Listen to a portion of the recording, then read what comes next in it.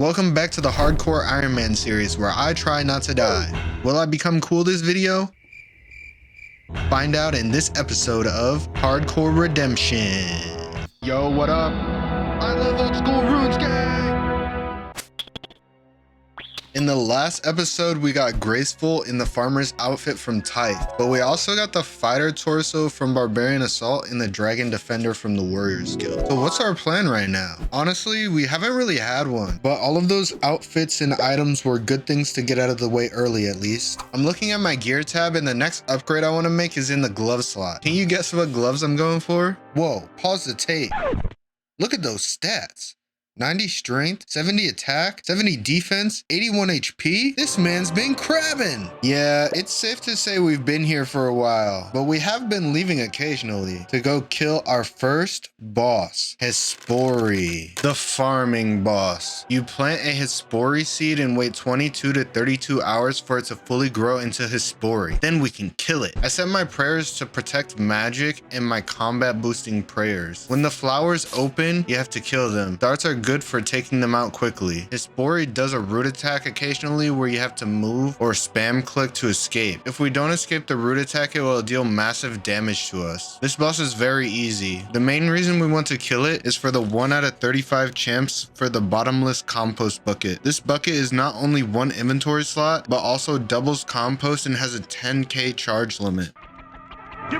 After killing Hespori, I can dig up the stump for seeds and the chance at the bucket. The seed drops are usually pretty good this early for contracts and stocking up for tree and herb runs. Anima seeds give good buffs, but you need 76 farming to plant them, so I can't use them yet. It's a good boss to start early so you can use the bucket before you start getting too deep into farming. It also gives a good farming XP drop. Okay, so the new upgrade in the glove slot is going to be Barrows gloves. Barrows gloves are super strong defensive gloves and also have attack bonuses in every combat style. They also have 12 strength bonus, making these our best in slot gloves for pretty much the entire game. To get the gloves, we have to complete the recipe for disaster quest, but this quest isn't like any other quest. It has 8 different subquests all combined into one super quest. It has a bunch of quest and skill requirements, so we will be doing a lot of both before we can obtain these gloves. I'm just gonna start by doing some questing, I suppose. To start, we need 175 quest points. We're gonna have to do all the quests for the Questscape eventually, so we're just doing quests kind of randomly at the moment. Also, I don't want to dive into the lore of each quest too much, so most of these quests will probably be pretty short clips. The Golem completed. This is literally just a tutorial for Giant's Foundry, and it's nice to knock out of the way early because Giant's Foundry is going to be very good for us later on. Sleeping Giants completed,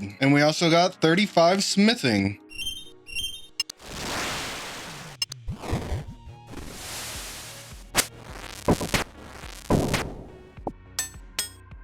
Elemental Workshop 1 completed. 37 smithing as well. All right, time to start RFD. It's a good thing that we had this fruit blast from the dig site because it made that part of the quest 2 seconds, and we are done, or we're not done, but we have started recipe for disaster, and we got a quest point for that. So after the first part of the quest, you get a cutscene where the Colonimancer casts a spell and freezes everyone. It's our job in each subquest to free each person. I'm gonna start with the Goblin Generals.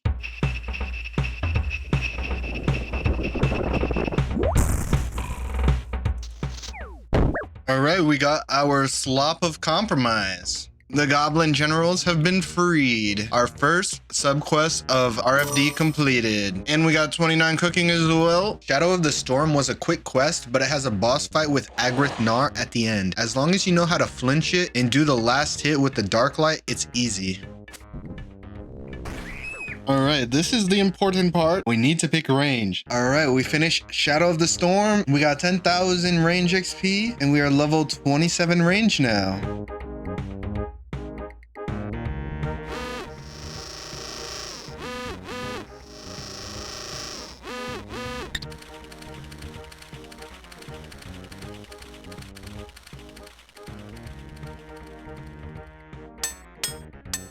Elemental Workshop 2 completed. And we got up to 39 smithing and 54 crafting. Frankenstein's monster. What an ugly feller. Creature of Frankenstein completed. A Soul's Bane completed. The Lost Tribe completed. We now have access to the Dorgashan mine. 50 mining as well. Nice. We can buy a bone crossbow for 2k now. And then these bone bolt packs are 350 each. You need 28 ranged. I'm one range level off of this, but yeah. Next quest we're gonna do is Death to the Dorgashan. This quest requires 2 full sets of ham robes, but since I'm already here after I bought the Dorgashan crossbow, I might as well start the quest. And also the drop rate for the ham robes from pickpocketing ham members goes up a lot. I'm not sure how much, but it says a lot on the quest guide.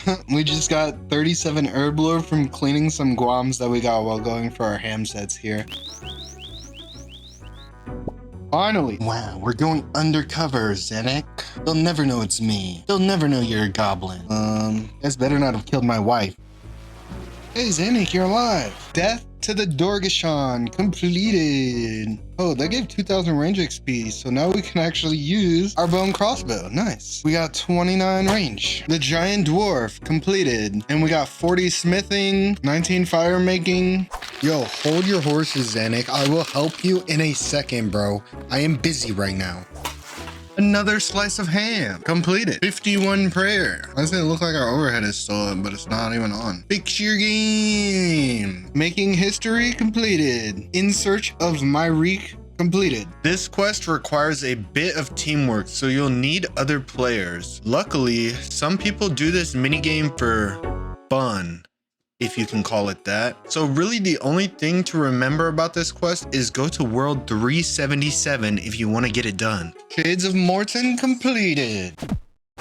So in order to do this quest in aid of the Myrique, I need a mithril bar. And I was looking up how to get a mithril bar since I am not 50 smithing yet. And one of the options was to kill these chaos dwarves. It is a 1 in 21 drop rate from these guys. So hopefully it doesn't take us too long to get it. Ooh, an emerald. I like emeralds. Oh, we got the mithril bar already. There you go. It only took us 6 kills. During this quest, you have to do a temple trekking run where you need to take Ivan Storm through the swamp up to the Canifis area. Ivan is super weak and doesn't make it easy for us to carry him through this entry-level raid, so we had to find a corner to put him in so that the vampires had no choice but to go through me if they wanted to get to him. All right, now we just gotta wait for this guy to wander over here. I'm not gonna give him a chance to attack my boy, bro. Not a chance. Oh, here he comes. Where are you going, brother? Come on. Step right here. Oh. Bro, what are you doing? Bro, over here, bro. Over here. Oh, there he is. What's up, buddy? In aid of the Myrique completed. That's the end of the Into the Abyss mini quest. So we got level 9 rune crafting from that. Very nice. We are now over 1,200 total level as well. I like how this guy can nuke all of these knights for a 70. Then when I have to fight him, he just walks up and staff bashes. Wanted. Completed. 23 Slayer. Yeah. Take that, Dad. That's for never coming back home with that milk. Oh my god, it's the Troll General. I'm second at a general in Hexis and rank 1 overall. Troll Stronghold completed. So we meet again. Dad. Troll Romance completed. Horror from the Deep completed. We had to fight the Dagonoth Mother. I thought I was recording, but I wasn't. And we got 32 range. Oh my god, that was Ernest? Ernest the Chicken completed. Magpie, loop half of key. Not bad. Animal Magnetism completed. Haven't even touched the skill yet, and we're already 25. Shiloh Village completed. 55 crafting as well. We can now cut dragon stones. We can make a ring of wealth now. Sick. There's a dragonstone ring, and then we will enchant it. And now we have a ring of wealth. Let's start Doric's quest.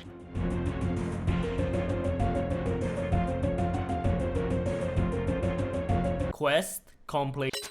So we are taking a quick detour to the crabs because for the Spirits of Elid quest, we need 37 range. It is boostable, but I figured I might as well just train it up. A little AFK break never hurt nobody. 37 range. Rune Pickaxe was our best in slot crush weapon for this quest, but it works perfectly fine as you can see right here. Spirits of the Elid completed. Iclarin's Little Helper completed. So for the Rat Catcher's quest, one of the required items is a clean quarm. I have plenty of grimy quarms from Hunter Rumors, but in order to clean them, I need 54 Herblore. I was reading the wiki and hoping that there was an easier way to get this item, but I couldn't find any that would really save too much time. Luckily, I think we might have enough banked Herblore XP to be able to squeak this level out, or at least get close enough to boost to 54 so we can clean this quarm. So basically how fossils work here at the Varrock Museum is you clean them on the ground level. After we've cleaned an inventory of fossils, we take the bones down to the bottom floor of the museum, and right at the bottom of the stairs there's a crate you can store all the bones in. Once we've cleaned all the bones, we can start filling in the exhibits. Each display requires 5 unique bones. If you use the crate to store the bones, each type of bone is separated. Once the display is full, you get an XP lamp you can use on any skill over a certain level threshold depending on the size of the display. Each lamp gives you a varying amount of XP based on the size of the display as well. That's all of our small fossil sets used up. We have 3 more lamps to throw in Herblore real quick.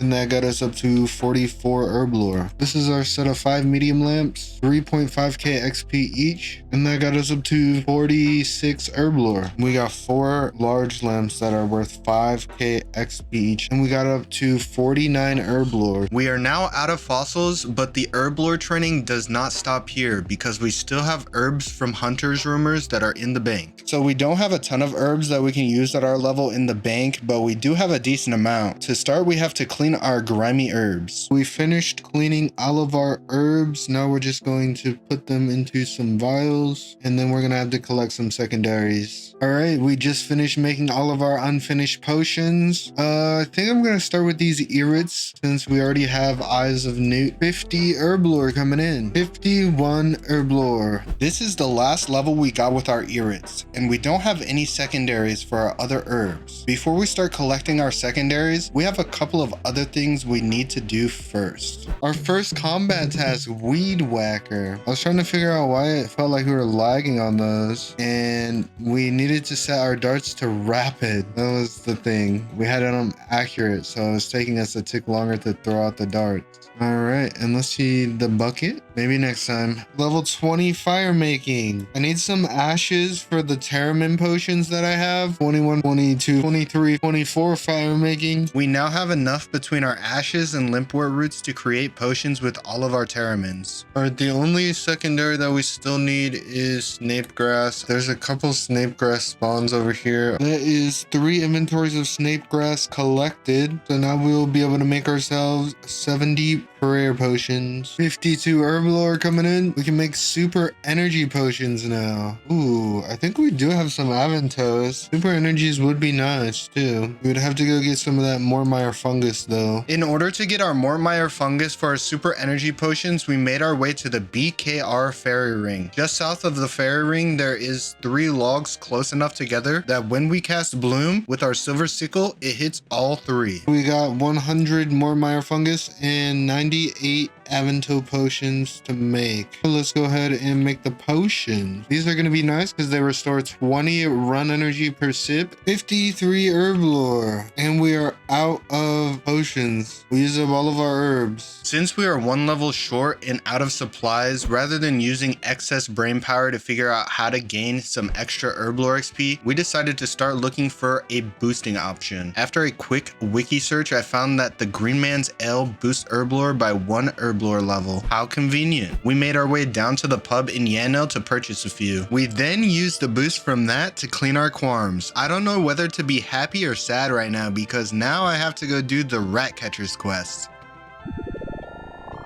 Bro, he just see me there. Holy sh... Wow. They can see that angle?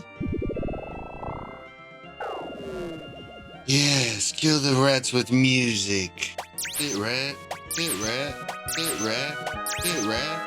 Get rat. Get rat. Get rat. Rat catchers completed. 51 mining while getting day out ores to fill the carts in the mine during the Darkness of Hollowvale quest. Yeah, that's an interesting spot to get a mining level for sure. Darkness of Hollowvale completed. Got us up to 68 agility. We got this experience book as well. Throw it on Herblore. 2k XP per read. 6k Herblore XP right there as well. Nice. Power of Life completed. We brought a raw swordfish and raw chicken with us so we could complete the Artie diary task to kill a sword chick after completing the quest. And we got a collection log slot from a tea flask. Number 57. Yeah, I think that's useless, so I'm just gonna leave that there. We decided it was a good time to get our ice gloves, since we will need them for the heroes quest, desert treasure, and recipe for disaster. These gloves are also good for things like blast furnace and giant's foundry.